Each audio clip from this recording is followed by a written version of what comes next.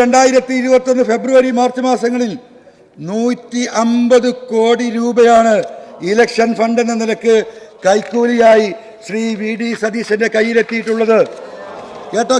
കേട്ടിട്ട് പറഞ്ഞോ.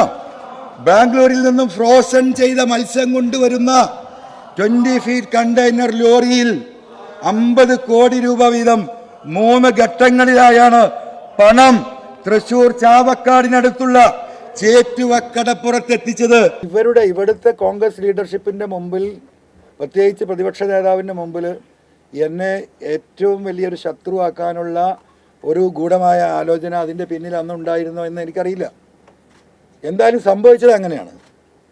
അപ്പം എന്നെ സംബന്ധിച്ചിട്ട് എനിക്ക് കേരളത്തിലെ 3.5 കോടി ജനങ്ങളോട് ഈ വിഷയത്തിൽ പറയാനുള്ള ഒരു കാര്യം എന്ന് പറയുന്നത്, ഈ വിഷയത്തിൽ അദ്ദേഹത്തിനുണ്ടായ മാനഹാനിക്ക് ഞാൻ കേരള സമൂഹത്തോട് മാപ്പ് ചോദിക്കുകയാണ്,